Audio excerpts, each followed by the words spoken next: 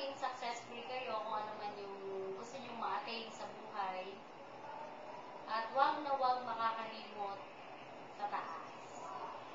Basta, always put God in the center of everything.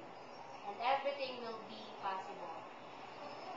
So, mamimiss ko din yung times na naging teacher nyo ako for 2 years.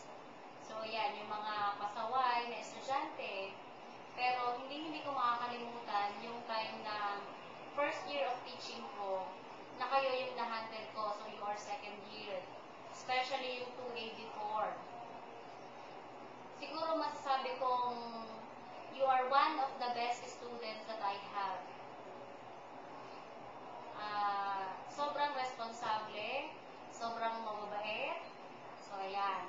Sana wag na wag kayong magbabago, being responsible. At alam ko naman na aside from being a good student, you are also a good child to your parents. Sana lang kung ano yung ma-achieve nyo, so always put God, so yun.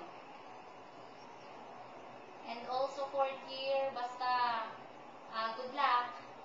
Sana maging successful kayo in the near future.